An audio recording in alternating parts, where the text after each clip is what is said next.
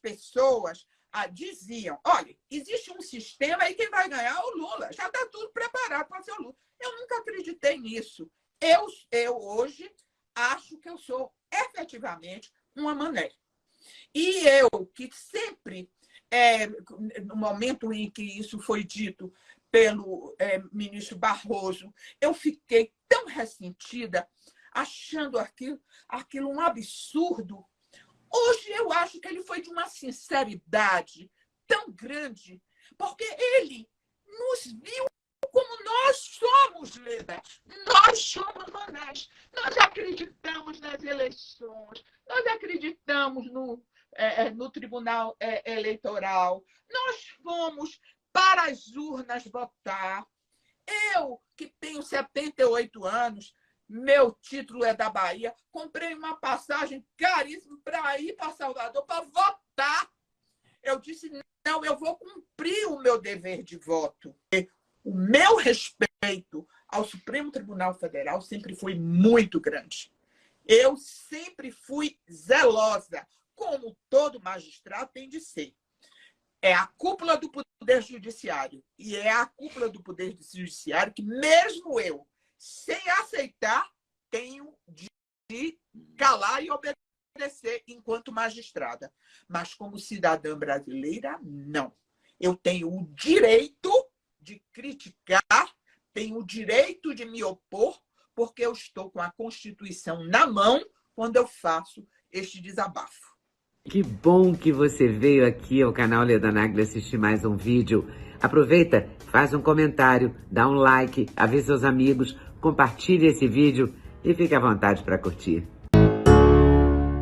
Cheguei aqui para conversar com a juíza Eliana Calmon. Eliana Calmon é uma jurista, é magistrada, foi a primeira mulher a compor o Superior Tribunal de Justiça, ocupou o cargo de ministra no período de 99 a 2013, foi corregedora-geral de Justiça e diretora-geral da Escola Nacional de Formação e Aperfeiçoamento de Magistrados.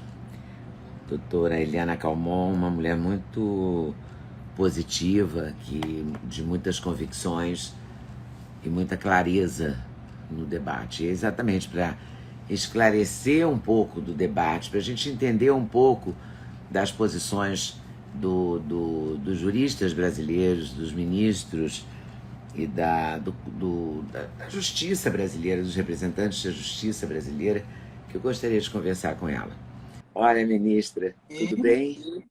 Tudo muito bem, é um prazer muito grande estar aqui com você para esta entrevista, para falarmos neste momento tão importante para a nação, onde as pessoas estão tão preocupadas e estão tão duvidando de tudo, nós não temos certezas de nada, né? Então, nós queremos ouvir as pessoas, né? E as pessoas não falam, as pessoas não dizem nada, as autoridades estão absolutamente silenciosas. Ninguém quer se comprometer, né? Eu hoje até fui olhar a história dos 3 macaquinhos que não ver, não ouvir e não falar. Eu fui recordar essa história para dizer o seguinte, nós estamos como os 3 macaquinhos. Ninguém quer ver, ninguém quer falar e ninguém quer ouvir. Mas o que nós podemos dizer é que nós todos estamos vendo e ouvindo, só não estamos falando, mas estamos vendo e estamos ouvindo o que está se passando neste país. De forma que é muito bom conversarmos sobre estes assuntos. Pois é, porque a gente não consegue entender nem o silêncio de uns ou de muitos, né, dos poderes. O presidente do Brasil não fala, o presidente da Câmara não fala, o presidente do Senado não fala, e os juízes da Suprema Corte decidem monocraticamente várias coisas que a gente não entende bem se era para ser assim mesmo, se a Constituição está sendo preservada, se estão respeitando as tais 4 linhas que o Bolsonaro tanto fala. Como é que a senhora está vendo isso nesse momento? A imprensa não nos informa. É como se as pessoas que estão inconformadas com este silêncio não existissem. que estão na rua, que estão se manifestando pacificamente, que são cidadãos, não são desordeiros. Eles não estão proclamando a falta de... Eles são democratas, eles não são antidemocratas, absolutamente. Eles querem ter respostas, eles querem que lhes respondam estas dúvidas que surgiram, e cada vez surgem mais dúvidas a respeito da Constituição, das eleições, e estas dúvidas não são desfeitas, porque as autoridades, principalmente o Judiciário, que foi quem comandou toda a parte de eleições, tomou para si essa responsabilidade sozinho, não fala, não diz, só aplica sanções em quem falar e quem sequer perguntar sobre estas questões que ainda estão nebulosas. É isto que nós não estamos compreendendo, porque o judiciário ele não pode silenciar, ele tem de falar, ele tem de dizer por que é que ele fez, e ele só pode falar e só pode fazer, como diz o professor Carvalhosa, nas 4 linhas da Constituição. Para isso é que ele existe. E é isto que nós não estamos entendendo, porque estas 4 linhas já foram extrapoladas. De forma que hoje nós estamos vendo o Poder Judiciário fazendo reuniões com alguns parlamentares, com a futura máquina estatal que está se preparando para o governo eleito, inclusive jantares, almoços com o pessoal do Tribunal de Contas da União, etc., como se não houvesse presidente da República. Todos estão interessados, inclusive o Supremo Tribunal Federal, em participar do governo que será instalado a partir do dia 1º. É isso que eu não estou compreendendo. Porque, para começar do começo esta nossa conversa, nós temos de falar um pouco da Constituição de 88. Porque na Constituição de 88, quando foi dado ao Supremo Tribunal Federal todo este poder, já foi uma concessão que não estava na cabeça dos constituintes, porque se pensava em um governo parlamentar e se pensava em fazer do Supremo uma Corte Constitucional. E qual é a Corte Constitucional? Uma corte que toma conta só da Constituição, ou seja, dos problemas políticos inseridos na Constituição. Os ministros do Supremo, à época, eles não aceitaram, porque eles entendiam que iam perder poder. E, para eles, o poder estava em julgar processos, de forma que esta competência do Supremo ficou exacerbada, ficou uma competência muito grande. Por quê? Porque eles estão julgando em controle difuso e em controle concentrado. Oi, pessoal, tudo bem? Passei aqui para avisar que o meu sexteto de suplementos, os queridinhos da Leda, já tem um link especial. Então você compra direto, numa tacada só, o sexteto. Ah, sim, você pode acrescentar colágeno, você pode acrescentar melatonina, tudo depende da sua escolha. Mas dormir bem é o melhor negócio, pode acreditar em mim. Vale conferir com certeza. O que significa isto? Controle difuso. Eles julgam através destas ações constitucionais, verificando se a lei é constitucional ou é inconstitucional, se existe vácuo no poder legislativo que eles possam preencher com mandado de injunção. E estas ações que são ações gerais, para que os casos concretos onde existe necessidade de um julgamento em que existem 2 partes e é preciso que se dê uma sentença, que isso nós chamamos de controle concentrado, porque é um processo existente onde existe uma infração, né? Uma infração legal, E o Supremo Tribunal Federal, da competência constitucional, diz o direito. Esta competência ficou muito grande para o Supremo Tribunal Federal, tanto que eles não conseguem dar conta do trabalho. Eles estão atolados de trabalho, mas eles não querem abrir mão eles não querem abrir mão desta competência, porque eles entendem que eles perderiam poder. Porque na Constituição eles ficariam como Corte Constitucional, deixando para o Superior Tribunal de Justiça todos os processos e julgamentos nos crimes, os processos criminais, as ações entre as pessoas, enfim, os processos propriamente ditos. Já começou mal, porque, efetivamente, a época da Constituição de 88, já se dizia que este poder muito grande para o Supremo Tribunal Federal não daria certo. E, efetivamente, isso terminou explodindo agora, né? Isso já é alguma coisa que já se sabia que ia acontecer.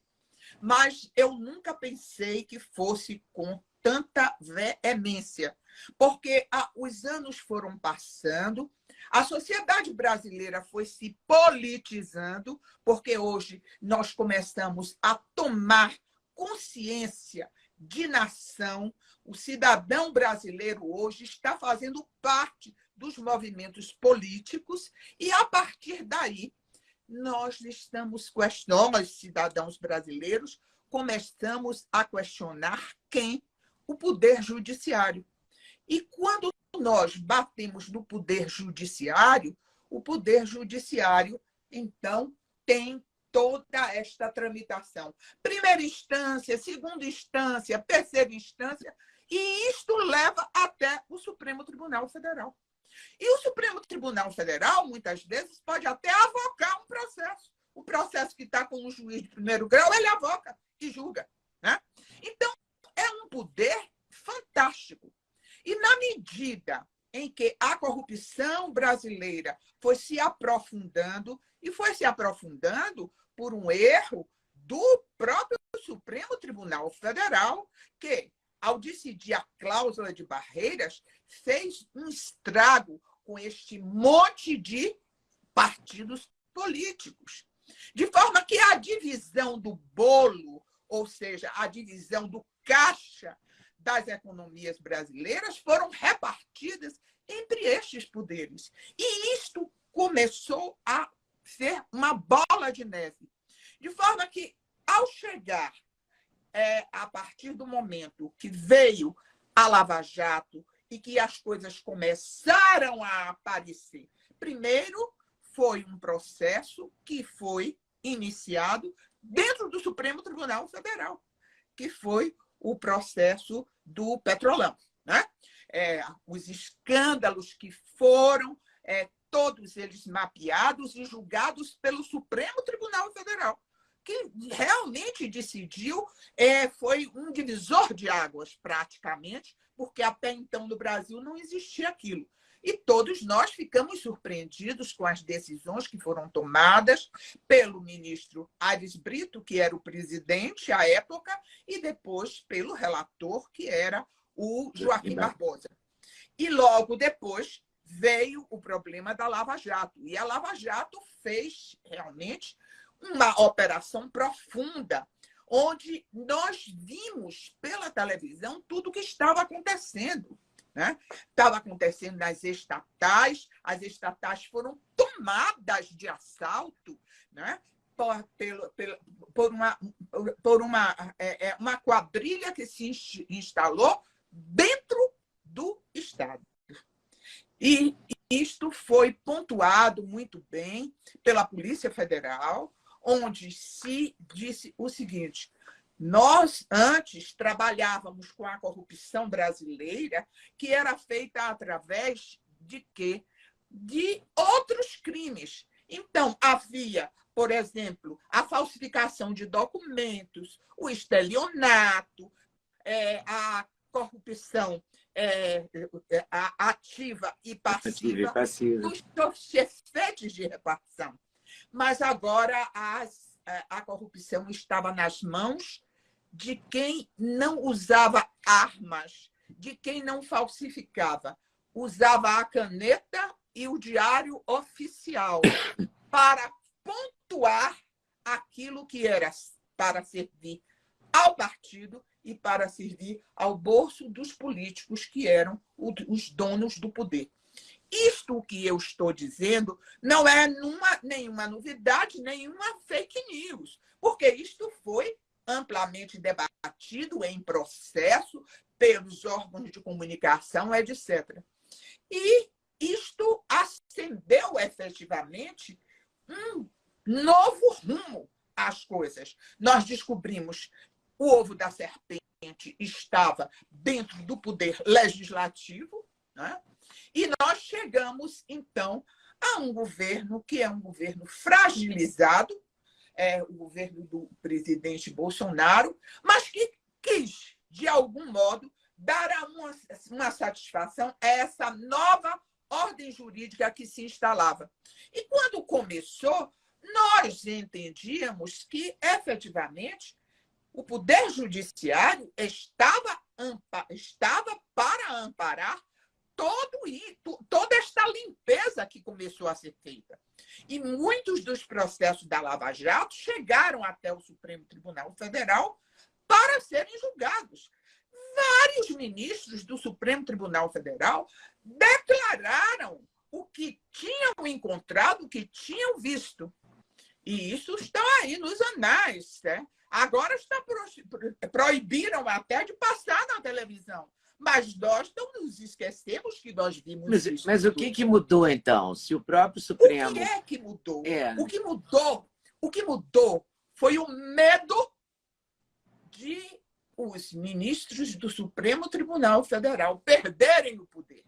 Este poder que já se vinha falando desde a Constituinte começou a ser falado novamente neste governo Bolsonaro, onde se diz o seguinte: é preciso nós darmos uma ordem melhor aos poderes, porque os poderes estão desorganizados. A fragilidade no poder corrompido e desmoralizado pela Lava Jato, um poder exacerbado do Supremo Tribunal Federal e um governo que era frágil para enfrentar e não soube enfrentar devidamente isto. Eu posso lhe dizer isso com toda clareza, porque eu fui uma pessoa que tive muito convívio com os ministros e etc. E no governo Bolsonaro chegaram até a cogitar do meu nome para ser ministra disso ou daquilo, e eu nunca aceitei, porque eu já estou aposentada, eu hoje tenho a minha vida independente, eu hoje sou uma cidadã brasileira, não quero participar de nenhum cargo de governo. E eu falei com o presidente, assim que ele se elegeu, que ligou para mim e eu disse a ele: eu não quero, eu estou aqui para servir ao novo governo, mas como cidadã. E logo depois que os jornais publicaram que eu estava sendo cogitado e tal, ninguém nunca me convidou, mas muitas especulações. Eu fui procurada por um ministro amigo do Supremo Tribunal Federal, que disse: você que está próxima ao presidente, e eu nunca tive próxima ao presidente. O presidente, eu tinha o respeito, eu tinha a ideia de ajudá-lo, eu disse a ele que tinha duas prioridades, a minha prioridade era o combate à corrupção e a defesa dos direitos da mulher. Eu fazia questão de participar destes dois movimentos. Foi o que eu disse a ele. Mas este amigo, esse ministro do Supremo amigo, chegou a dizer: Eliana, você que está próximo ao presidente, diga a ele quem nós somos, que nós não somos inimigos, porque o presidente já entrou no governo com a ideia de mexer no poder judiciário. E foi por isso que eu tinha interesse de ser uma interlocutora do poder judiciário, porque eu dizia o seguinte: tem muito pouca gente no Congresso que entende de judiciário. O senhor tem de se acercar de pessoas que conheçam o poder judiciário para poder mexer, porque não é fácil. Mas ele foi com... Eu entendo que houve um erro político de acertamento nestes interesses. E aí o Supremo se fechou para se defender. Ou ele se defendia, ou ele ia ser realmente modificado. Como será? Ele não vai ficar assim. Ele vai sofrer grandes diferenças, grandes reformas, porque é impossível uma nação do tamanho da nação brasileira, na importância da nação brasileira, ter um poder judiciário que tenha as 3 funções. Ele é executivo, ele é legislativo e ele é judiciário. Foi um erro do presidente Bolsonaro, da política do presidente Bolsonaro, ou foi um erro da política do presidente Bolsonaro somado a uma leniência, uma preguiça, uma ineficiência, vamos chamar assim, do Poder Legislativo? Sim. Porque a todo momento os deputados e senadores vão ao STF, recorrem ao Supremo para que ele decida. Ele é toda hora chamado para decidir. Não foi sempre assim, não é? Antigamente não era assim. Tanto, Leda, que a Constituição criou um instrumento que está na Constituição, que se chama mandado de injunção. Todas as vezes que o Legislativo não cumpre a sua atividade e que a sociedade está necessitando de uma lei para regulamentar, por exemplo, a greve dos servidores públicos. Até hoje nós não temos greve de servidor público. O que é que nós estamos fazendo? Pegando a lei de greve do setor privado para aplicar. Por quê? Porque o legislativo não quer se comprometer com lei de greve. Isso é só um exemplo. E muitas coisas o legislativo se omite para não ter desgaste político. E empurrava para o Supremo. E o Supremo nem mais tinha mandado de injunção, porque todas as vezes que isso acontece, segundo as 4 linhas da Constituição, aquele que acha necessário, o cidadão brasileiro que acha necessário a legislação adequada, vai ao Supremo e pede, através do mandado de injunção, que eles legislem diante da falta do aparato do legislativo. Mas isso tem um processo, tem limites. Ouve-se o legislativo, porque pede que dê as satisfações necessárias. E isso é um processo, o devido processo legal. Hoje acabou-se, ninguém mais vai com mandado de injunção. Na hora que o Supremo sente que há necessidade, ele se reúne e até monocraticamente está decidindo. Né? Agora mesmo está se falando, eu não sei, porque tudo agora é fake, mas eu estou vendo aqui, em algumas manifestações de redes sociais, um preparo de uma PEC que está sendo chamada de Ato Institucional número 5, onde haverá uma mudança geral na Constituição, uma reforma na Constituição, e isto sendo feito, projetado pelo Supremo Tribunal Federal, um projeto que é da autoria de um determinado senador, já, inclusive, com adesão de muitos senadores, etc. Criminalizando qualquer protesto, né? Exatamente. É a PEC do senador Renan Calheiros. Exatamente. Os protestos vai ficar absolutamente proibido protestar, falar, manifestações em redes sociais, né? Com pesadas multas, porque essas multas que estão sendo aplicadas, elas estão sendo aplicadas fora da lei. Não existe legislação adequada para essas punições que estão sendo dadas pelo ministro Alexandre de Moraes, mas elas estão sendo aplicadas. E quem é que vai tirar? Quem é que vai tirar? O legislativo está preso nas mãos do Supremo Tribunal Federal, com os processos que não são nunca julgados, exatamente servindo de pontos de apoio para que eles possam ter esta, vamos dizer assim, esta desenvoltura. E agora eles têm agora essa ligação, e isso não é mentira, porque nós vimos desde o processo eleitoral, todo o judiciário voltado para eleições que favorecessem a um dos candidatos. Em primeiro lugar, nós, os manés, ficamos sem muitas opções, porque eles foram manipulando dentro do Congresso Nacional para que ficassem os dois candidatos. E isso aí nós todos vimos, né? Os candidatos que apareciam iam sendo impugnados, iam tendo dificuldade, apareciam como candidatos, daqui a pouco desapareciam, ficando apenas alguns candidatos que não tinham condição de vencer, não eram conhecidos, etc. E, a partir daí, nós só podíamos escolher ou um ou outro. Pronto.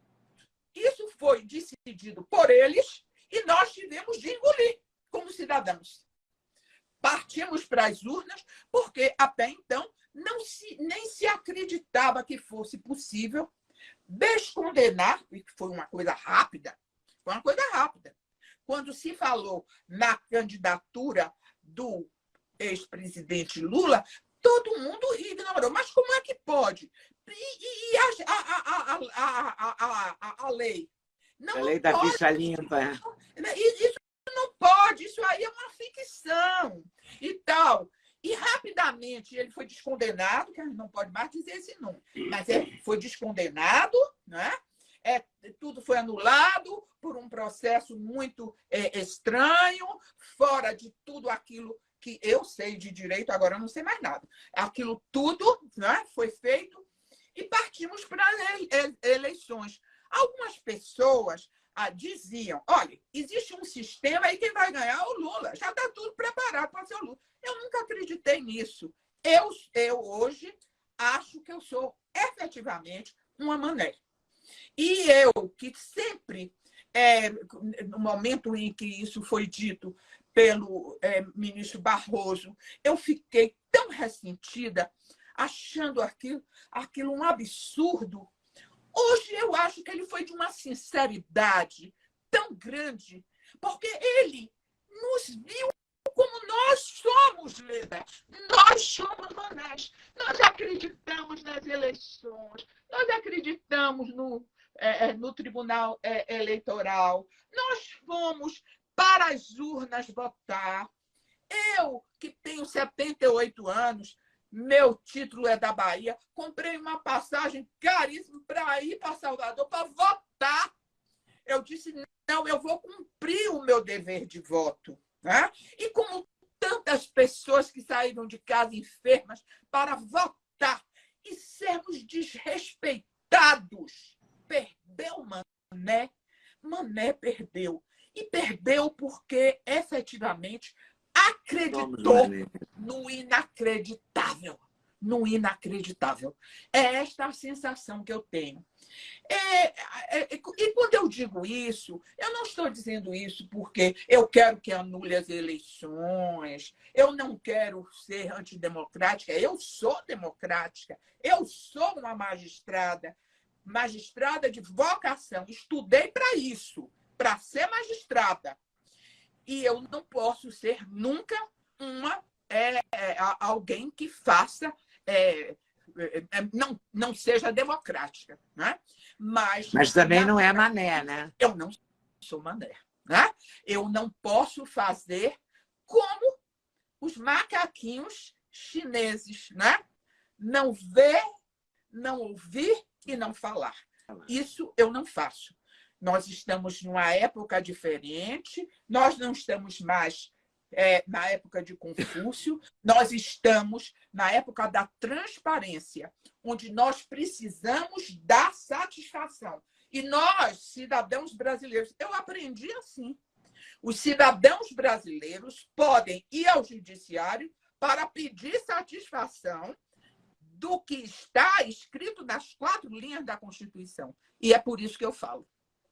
Mas não é confortável, quer dizer, eu acho que a senhora tem uma credibilidade e pode falar. Mas o que a gente está vendo é que todo mundo que está falando alguma coisa contra, ou que tem alguma dúvida, ou que externa essa opinião, ou é tirado das redes sociais, ou é desmonetizado, ou é proibido, e daqui a pouco é preso, entendeu? Há um medo, realmente, efetivamente... As pessoas estão com medo da prisão. Por isso que as pessoas não querem falar. Sabe por quê, Leda? Estão com medo? Porque todas as vezes que nós tivemos medo, e nós já tivemos muito medo, nós já tivemos medo da polícia, né? Nós já tivemos medo do legislativo, e nós recorríamos a quem? Ao Poder Judiciário. Era a última trincheira aonde nós íamos buscar a recomposição de um direito que foi rompido. Mas quando é o Judiciário que rompe esse direito, nós vamos pedir a quem? As pessoas, em vez de estarem no parlamento ou estarem na porta do poder judiciário, estão nas portas dos quartéis. Estão pedindo que o direito venha através da força. Eu nunca vi isso. É impensável, né? Para um país que viveu uma ditadura, né? É um país louco. É um país louco. A gente nunca podia imaginar isso. Nunca. Eu, com 18 anos, no tempo que eu estava em faculdade, eu participei de passeata, eu corri da polícia. Nós não queríamos saber de milico, imagina, porque o milico era duro, que o milico não respeitava a democracia. Agora, os democratas estão nas portas dos quartéis pedindo que as Forças Armadas nos salvem, porque não temos outra pessoa para salvar. E cada vez mais nós estamos aprofundando mais a nossa dependência de um governo ditatorial. Cada vez mais, a cada dia que passa, eu estou vendo coisas que eu pensei de que nunca ia ver. Por exemplo, nunca mais, né? Porque a gente já viu uma vez. Qual é? A gente não quer uma segunda ditadura, né? A gente já viveu uma, né? Eu tinha 18 anos, né? Eu tinha 18 anos quando isso aconteceu. E agora que nós estávamos respirando um pouco de democracia, etc., nós tivemos este grande retrocesso, né? De forma que hoje, eu me sinto realmente assim, a expressão é exatamente aquilo que foi cunhado com muita sabedoria pelo ministro Barroso. Eu sou uma mané. A senhora está dizendo a mesma coisa que o doutor Ives Gandra, que vai ter que reaprender o direito. O doutor Ives Gandra da Silva Martins diz isso. Ele comentou a Constituição em dezenas de volumes, estudou a vida inteira, né? Tem 60 e tantos anos de estudo, de exercício, né? Da advocacia e conheço muito de bem tudo. É brilhante, e ele diz, vou ter que aprender, porque eu não estou entendendo mais nada. É muito triste isso. E o ministro Alexandre de Moraes? Eu tenho aqui na minha prateleira. Eu estudei pelos livros dele. Ele comentou toda a Constituição. Eu nunca acreditei que ele pudesse ser do PCC, ou que pudesse ser isso e aquilo. Nunca acreditei em nada disso. Eu sempre achei ele um homem de bem. Ele foi do Conselho Nacional de Justiça, foi um conselheiro espetacular, muito bom, me aproximei dele, inclusive, né? E hoje eu vejo alguém que até a fisionomia é diferente. Até a fisionomia é diferente. É alguém enlouquecido, enlouquecido com um poder.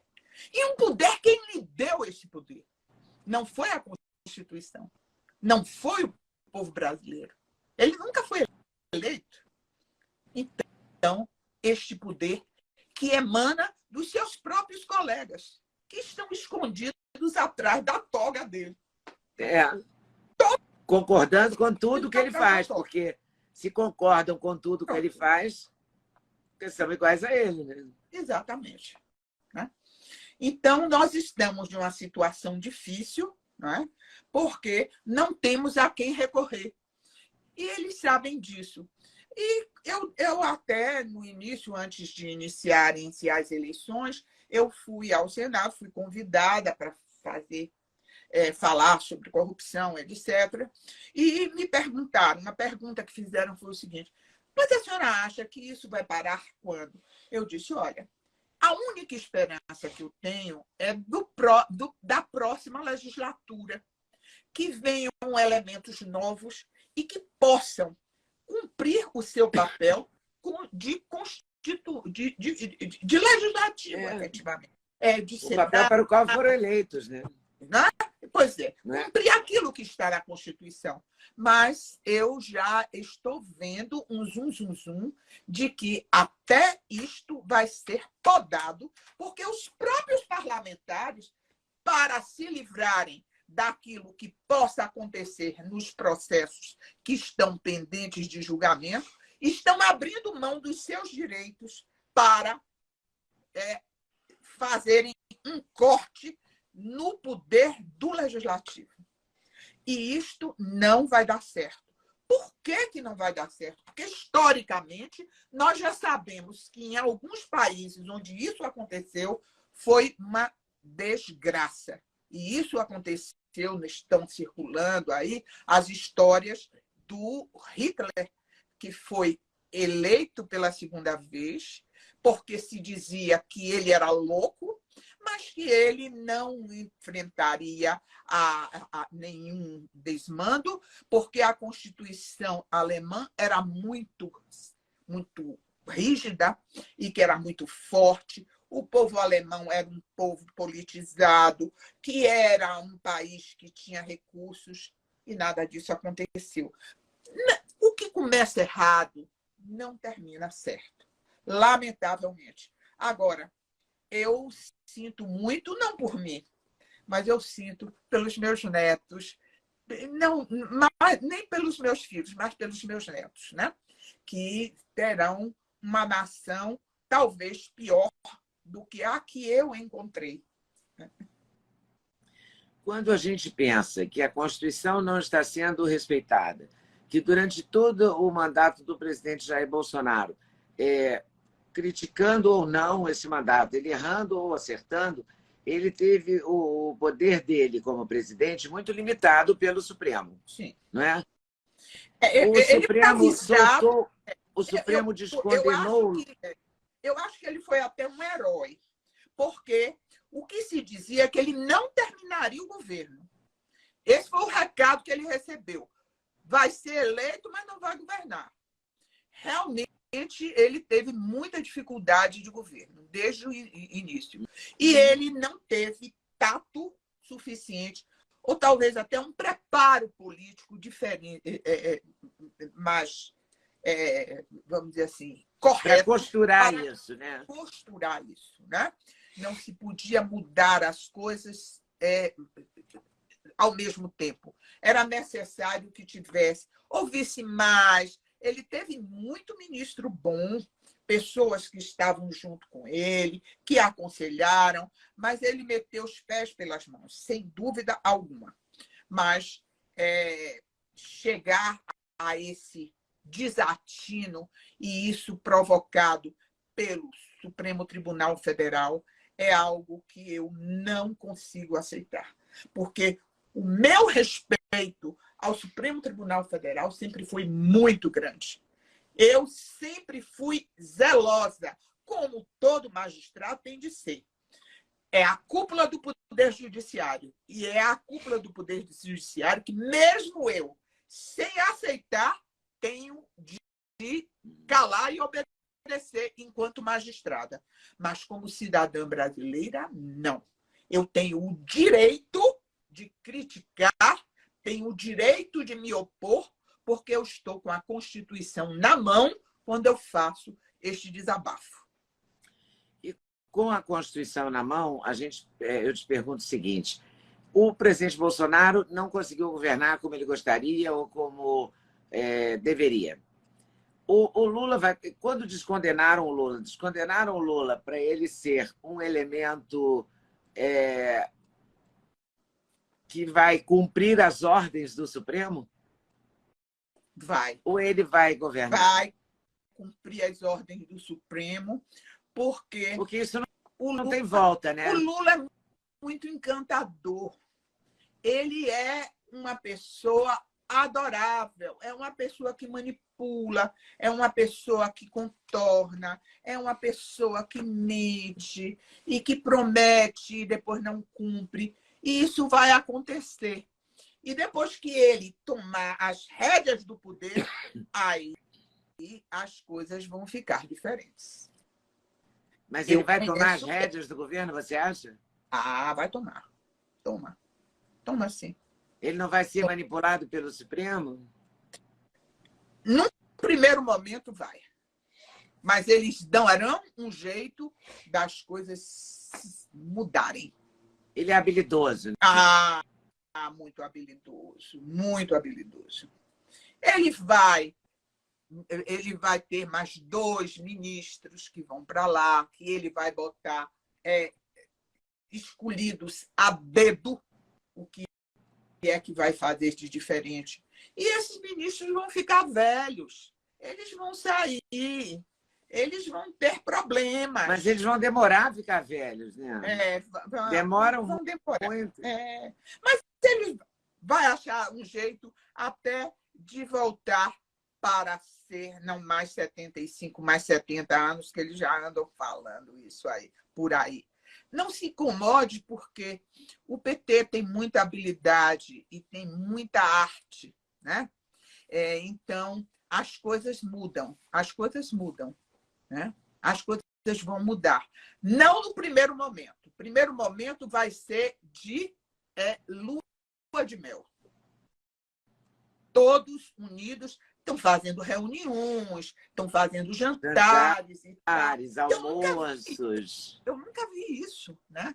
Existe até dentro vamos dizer assim, do esquema tradicional de o presidente da República não ir à posse, antigamente, não ir à posse do presidente do Supremo, para deixar que as coisas ficassem bastante organizadas e uma separação total. Hoje eles estão se abraçando, estão fazendo reuniões. Eu vi, por exemplo, uma reunião que foi feita dentro do Supremo com o pessoal da questão do ICMS sobre o preço da gasolina, porque querem tirar aquele limite dado pelo Supremo, pelo Jair Bolsonaro, pelo presidente, e isso está sendo discutido com o ministro Gilmar Mendes. Reunião que tem com os parlamentares, com aqueles deputados e senadores que estão questionando a parte tributária da taxação do ICMS na gasolina, depois reunião com os fornecedores de combustível. Isso tudo o próprio poder judiciário. O Supremo participando disso. As ações, né? Que vai julgar as ações. Então, eu nunca vi isso. Isso aí me deixa muito enlouquecida. Eu estou até estudando assim um pouco as novas democracias do mundo para ver o que é que acontece, porque às vezes eu vejo tanta gente inteligente, preparada, está todo mundo achando que isso é certo, ninguém está dizendo nada.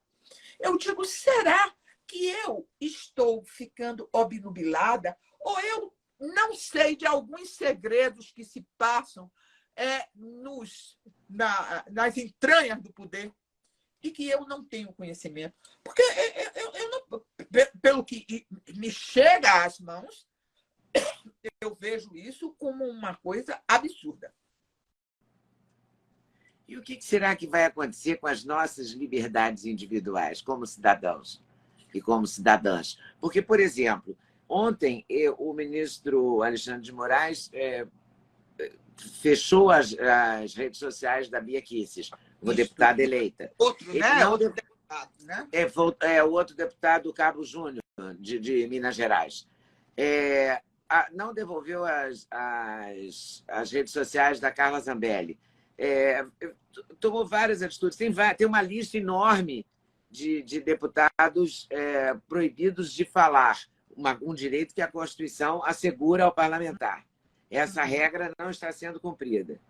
E hoje eu li que o presidente Arthur Lira está conversando com o... Opa, travou?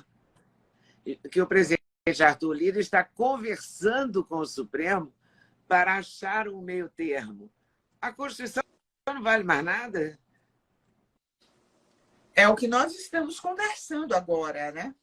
É o que nós estamos conversando agora. É louco isso, né? Inclusive, quando se chegava na casa do parlamento, inclusive quando eu fui até falar lá no Senado, eu disse assim, aqui eu estou me sentindo até à vontade para falar, porque aqui é a casa do povo. Aqui eu posso falar à vontade. Não, não pode mais falar à vontade. Ali não é mais a casa do povo, né? Ali não é mais a casa do povo. Nós praticamente derretemos o poder legislativo. Então, o que as nossas liberdades estão na...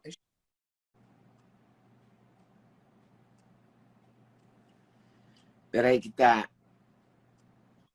Eu preciso que você repita, porque eu acho que devem ter ligado no seu telefone, porque aí fica mudo para a gente, entendeu? Não é mais a casa do povo, não é mais o lugar... Mais a casa do povo. Hoje mesmo o povo foi barrado. A segurança foi reforçada quando parte do povo tentou entrar nas galerias. Quer dizer, não se pode questionar, né? Essa PEC do Renan Calheiros é isso, não se pode questionar. O povo não pode entrar. Onde é que a gente vai chegar? E o legislativo aceitando isso. Aceitando e achando muito bom, né? Eu não entendo como é que se pode chegar a uma subserviência nesta ordem de coisas, né? Porque quando nós tínhamos um imperador, né? O imperador romano, né? Onde todos nós nos abaixávamos, inclusive os pretores, né? E tal, tudo muito bem, mas em pleno século XXI, em um país como o Brasil, depois de termos passado por tantas carraspanas políticas, é inacreditável. É um fenômeno que eu não sei explicar ainda. Eu não posso dizer, eu não quero ser leviana de falar o que eu não sei, porque eu acho que ninguém sabe. Hoje, os sociólogos sérios, as pessoas mais sérias, estão estudando para definir o que é que nós estamos atravessando no Brasil. E isso, para mim, ou então para você, que é jornalista, possa ser uma coisa inusitada. O sociólogo ele tem sempre uma resposta técnica para dizer o Brasil está passando por isso, por isso, por isso, por isso. E dá uma explicação técnica. A explicação que virá depois, só com a história. Porque neste momento que nós estamos vivenciando isso, nós estamos ainda em perplexidade. Nós não entendemos ainda o que é que se passa com a cabeça daquelas 11 criaturas que estão lá. E que estão absolutamente silenciosas. Até quando alguém pergunta alguma coisa, ofende. Né? E como, quer dizer, Você sabe que existe alguma coisa e cada vez mais as desconfianças quanto à fraude nas urnas aparecem pela falta de respostas. Porque tudo aquilo que se indaga, e o código-fonte, e as urnas velhas, e por que não tem registro? Alguém teve resposta quanto a essas coisas? Não há resposta, porque era preciso que fosse para a televisão o ministro Alexandre de Moraes, com aquela autoridade toda, vá para a televisão, faça uma manifestação onde explique para a nação o que é que está havendo, acalme a nação. O Poder Judiciário tem de viver para acalmar, não para levar o desespero social. Ele está levando um desespero social. Eu estive visitando o acampamento que fica lá no setor militar urbano. Eu fiquei impressionada de ver o número de pessoas, né? Tem muito índio, tem muita gente do agronegócio, mas tem muito cidadão, tem muitas pessoas que estão indo para lá porque acreditam. Pessoas que eu disse, vocês acreditam nesse movimento? Eu acredito. Não sobe a rampa, não sobe a rampa, não sobe a rampa. Mas acredita por quê? Não, é porque as Forças Armadas vão decidir a nossa situação. Não vão. Não vão. Porque as Forças Armadas estão sozinhas, só com a nação dividida. De forma que é necessário, eles não vão provocar uma guerra civil aqui dentro. Eles não têm a credibilidade que tinha em 64. Em 64, o Brasil era um país muito deficiente, um país que não tinha a importância econômica que tem hoje. Hoje, o Brasil é um gigante dentro do continente americano. Nós estamos todos cercados com as nações que já são socialistas. E estamos a passos largos caminhando para o que nós chamamos da nova ordem mundial, que é esta aí, que está instalada, né? E quando nós olhamos o governo Lula, é um governo sem projeto. Quais são os projetos? O projeto é aquele lá do outro governo. Nada de novo. Nada de novo. Nós estamos implodindo com os ministérios, nós estamos voltando para acabar com a privatização, para lançar as mãos aonde nas empresas estatais, nos órgãos governamentais, de darmos emprego a todos os apoiadores políticos. E isso que eu estou dizendo não é fake, é o que está sendo dito pelos próprios que vão assumir os cargos, né? Então, é essa a minha diferença. Eu não estou falando aqui em rede social. Eu não estou falando para ficar na rede social. Eu estou falando como cidadã brasileira, a partir de informações que eu tenho da mídia que está dizendo exatamente isso, né? Da mídia que também está calada, né? Também está sendo incapaz de analisar o momento. Absurdo. Eu nunca vi mídia calada. A mídia, para ser justa, para cumprir o seu papel jornalístico, eles têm de falar das duas coisas, de um lado e do outro. Não é possível que ninguém veja nenhuma palavra, nada. Eu ligo a televisão, eu digo, mas não é possível. Mas nada. E esses movimentos de quartel, não sei o quê, será que esse pessoal das redes sociais estão inventando, estão fotografando errado? Tanto que eu fui lá no setor militar, urbano, para ver. Eu disse assim, eu quero ver se isso é verdade mesmo.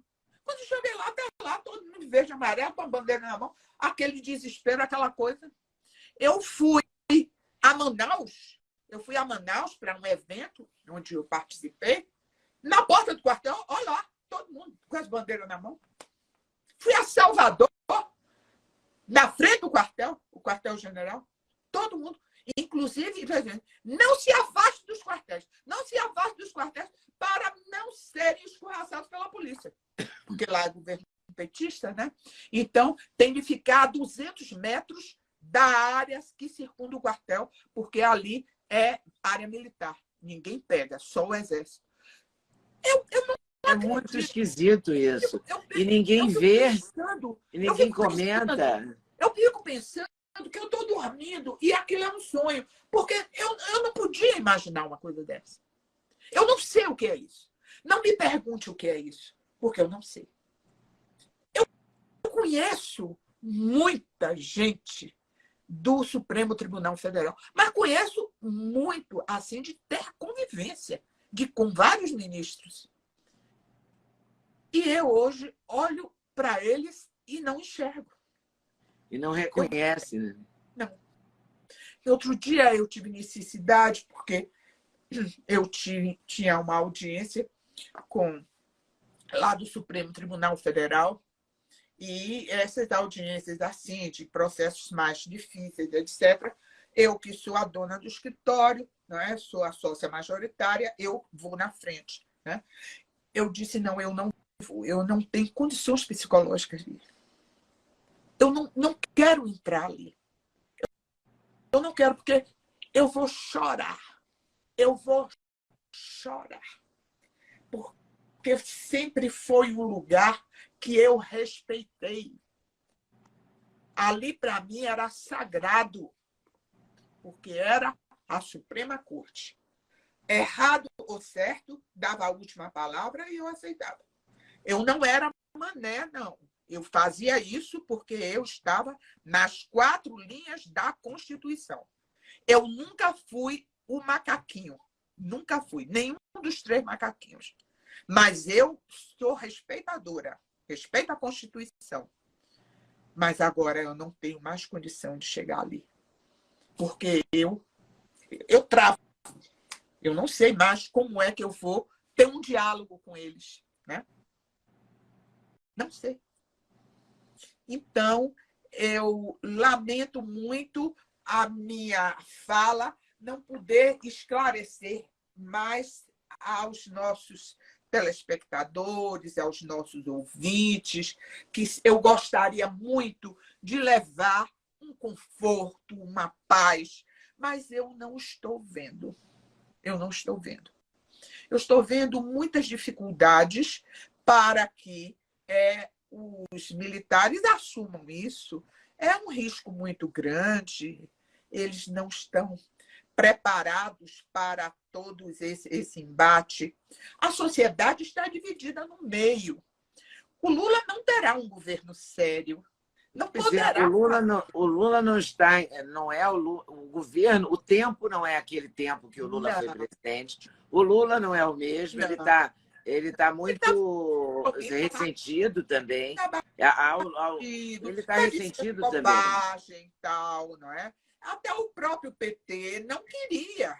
Que sabe das deficiências, o tempo passa para todo mundo, né? E ele foi um homem sofrido, né? Esses embates todos, etc. É brincadeira onde você vai ser chamado de ladrão, ser acuado. Olha, eu vou lhe dizer, é uma coisa muito forte para um homem que tem mais de 75 anos. É muito forte isso. Ele E também um homem que estava acostumado com os elogios e com os afagos, né? E não com os protestos. Ele está mais velho, o tempo é outro, é tudo diferente. Tudo diferente. Como é que a gente vai, como é que isso vai terminar? Como é que essa coisa vai prosseguir? Eu entendo que nós vamos, se eu posso fazer uma previsão, eu entendo que nós vamos ter uma grande convulsão social. Uma grande convulsão social. Né? Porque esse dinheiro aí que eles estão pegando aí não vai ser o suficiente, o povo vai continuar com fome. Eles estão aprofundando o desemprego, né? Aprofundando o desemprego, que na medida em que furam o teto, foi a regra de ouro deste país, foi exatamente se começar a fazer vamos dizer assim, a correção da dívida pública, do dinheiro público para ser tudo efetivamente usado tecnicamente, isto vai aprofundar. Todos os economistas dizem isso. Todos. Né? Mas Lula disse que não vai botar um economista para ser ministro da Economia, que vai botar um político, porque a política é que dirige a economia. Então, eu só estou vendo assim, os ministérios todos, acaba com as privatizações, vamos aumentar os ministérios. Então, todos os projetos é para gastos. E um nome que se fala que seria o presidente, que seria o ministro da Fazenda, que seria o Haddad. Novamente, eu não estou em fake news. Eu estou vendo as entrevistas dadas pela Rede Globo, onde ele diz: é necessário uma reforma tributária, porque nós temos necessidade de aumentar a carga tributária. Um país que tem a carga tributária que nós temos, vai aumentar. E se vai aumentar, vai aumentar o desemprego também, né? Porque outra coisa, diminui, né? Outra coisa, vai voltar os sindicatos, né? Os sindicatos para interferir nos empregos, né? Nos empregos particulares, e isto levará a muita demissão, né? Carga tributária alta, encargos sociais elevados, com vamos dizer assim, um paternalismo muito grande em relação à atividade trabalhista. Isso tudo gera desemprego. E o desemprego gera o quê? Fome. Fome. Não é? Então, esse é o traçado. Pode ser que eles estejam fazendo isso para nos enganar. A partir do dia 1º de setembro, era tudo fake. É só para enganar os manés. Agora nós vamos fazer diferente. Eu estou até querendo que isso aconteça, porque pior do que o que está sendo descrito não pode ser. De forma que eu espero que isso tudo que esteja sendo dito por eles seja tudo fake. Só para nos enganar. Só para deixar a gente tensa, né? Só para deixar a gente tensa. Tá bom. Mas, de qualquer sorte, ao terminar, eu quero dizer que eu acho que, com todas as dificuldades, nós não podemos esmurecer. Nós não podemos deixar de ser cidadãos brasileiros, porque nós vamos nos arrepender muito se nós não reagirmos. Nós vamos reagir como a gente pode. Como é que eu estou reagindo?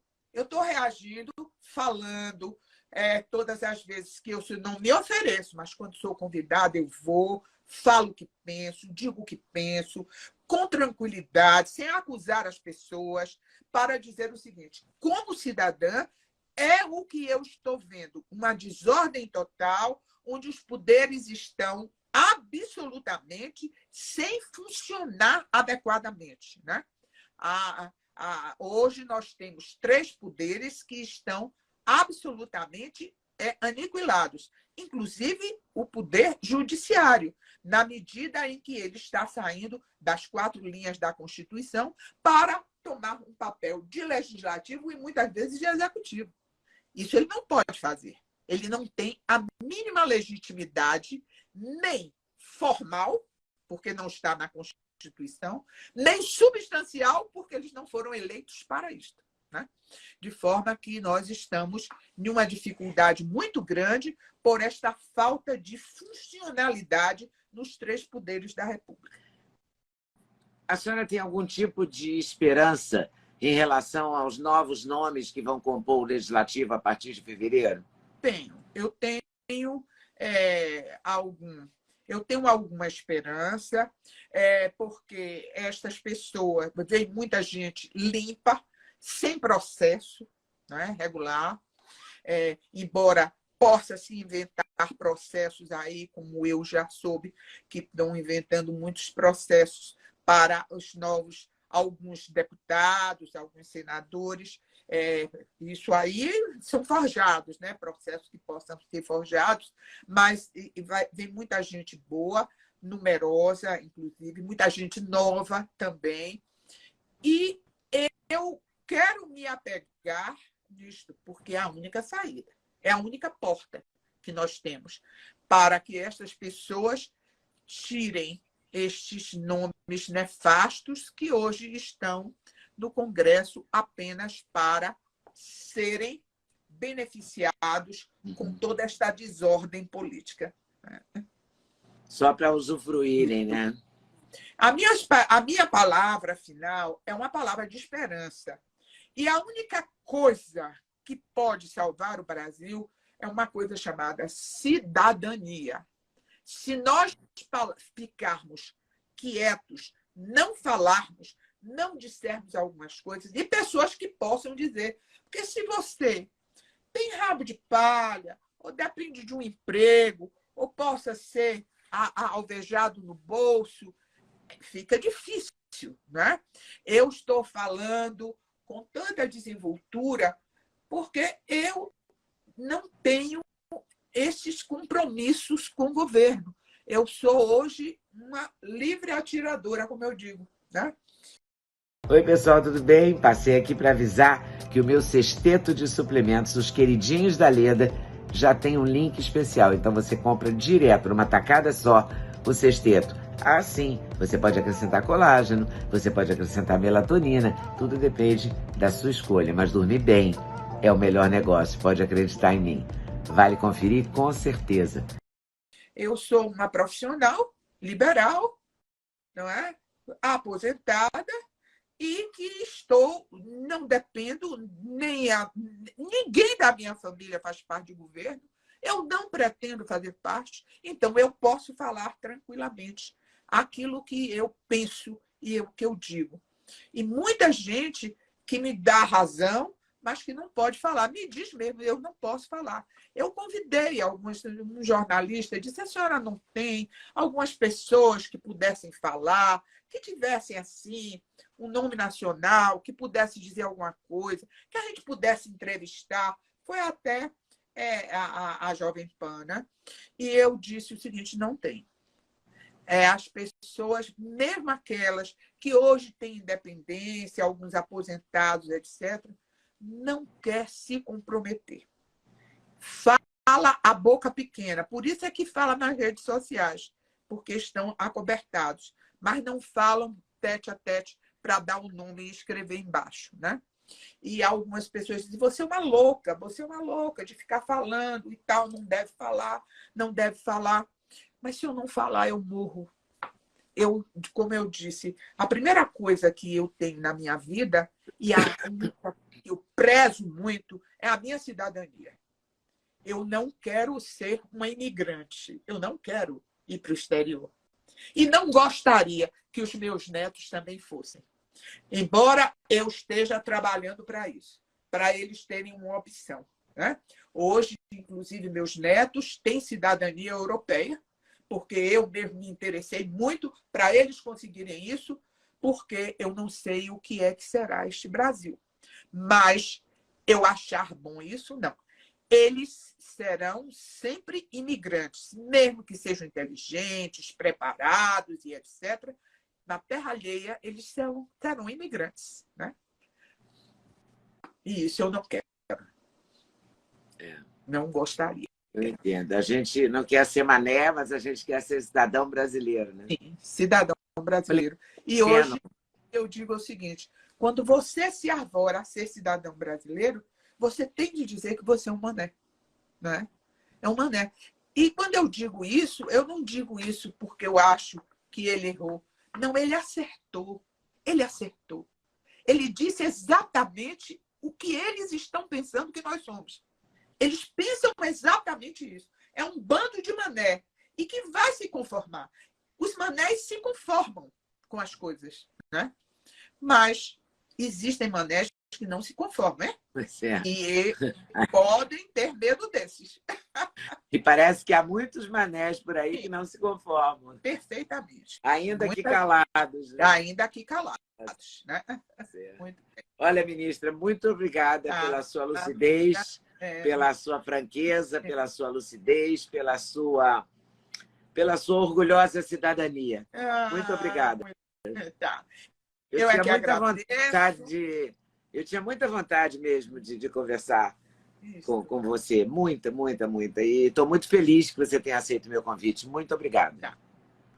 Foi um prazer muito grande, foi uma oportunidade que esta cidadã Mané teve de falar, não é? De dizer e ser ouvida por todas as pessoas que lhe seguem, e não são poucas, não é? Graças a Deus.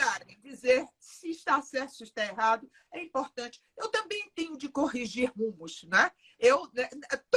Todos nós temos de corrigir rumos na nossa vida. A gente vê se está certo, se está errado.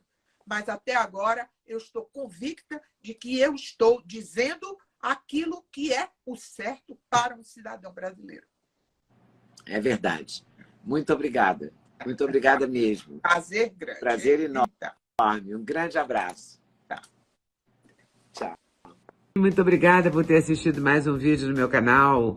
Volte sempre. Aqui você sempre vai encontrar a pluralidade de ideias, ideologias diferentes, ideias diferentes, mas sempre alto nível de informação e de prestação de serviço.